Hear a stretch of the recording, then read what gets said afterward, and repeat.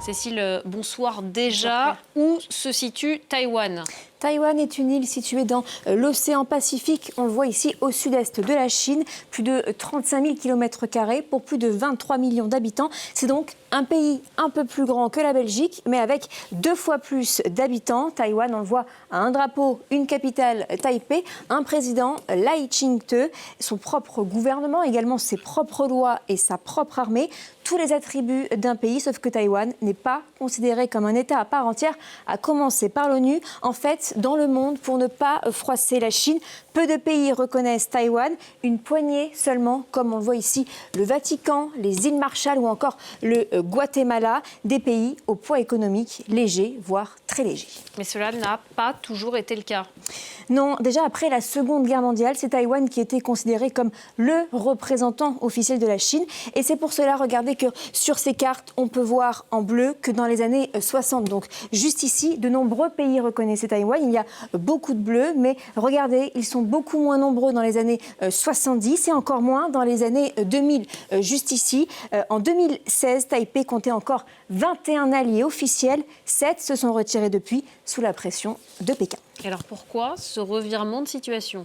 Alors déjà, l'histoire de l'île est compliquée. Brièvement, elle était donc une colonie néerlandaise au milieu du XVIIe siècle. Taïwan intègre l'Empire chinois en 1684 et en 1887, l'île est intégrée au rang de province chinoise. 8 ans plus tard, elle passe sous domination japonaise, mais en octobre 1945, elle est rétrocédée à la Chine après la capitulation du Japon. Et c'est en 1949 que tout va se jouer. Regardez le parti nationaliste de Chiang Kai-shek est défait par les communistes donc de Mao Zedong. Il prend alors la fuite et installe le gouvernement de la République de Chine sur l'île de Taïwan. Au même moment, la Chine continentale devient la République populaire de Chine. Jusque dans les années 1970, ces deux Chines se font face et espèrent se reconquérir l'une l'autre.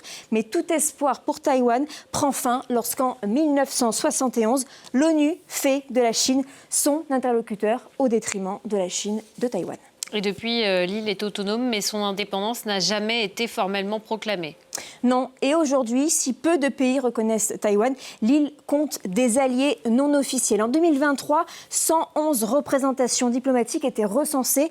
De nombreux pays occidentaux ont des liens économiques avec l'île. De son côté, cela fait des années que la Chine jure de réunifier Taïwan. Elle la considère d'ailleurs comme déjà faisant partie de son territoire. Ce serait sa 23e province, donc, qui est donc juste ici. Pékin promet aussi d'en prendre le contrôle. D'ailleurs, régulièrement, l'Empire du Milieu montre les muscles et multiplie les exercices militaires dans la région. Mais si Pékin s'attaque à Taïwan, elle s'engage également dans un bras de fer avec Washington.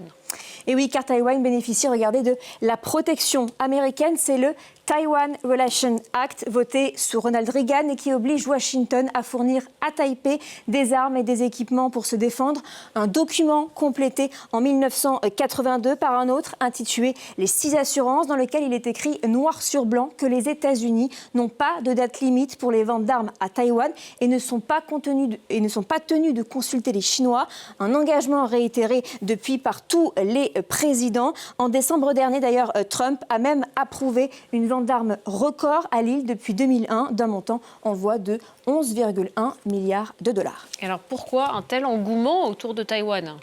Car l'île est hautement stratégique. Regardez, d'un point de vue économique, Taïwan abrite des entreprises importantes, notamment TSMC, c'est le plus grand fabricant de semi-conducteurs au monde. Ce sont des puces qui sont aujourd'hui dans tous les appareils que vous utilisez et dont la majorité est destinée à des entreprises américaines, comme on le voit Apple, Nvidia ou encore Intel. Autre point important, c'est sa position géographique dans l'océan Pacifique. De nombreuses voies maritimes que l'on voit juste ici passent autour de l'île. Donc prendre le contrôle de Taïwan, c'est donc prendre le contrôle de tout ce passage. Merci beaucoup Cécile Galluccio, c'était les clés de l'info.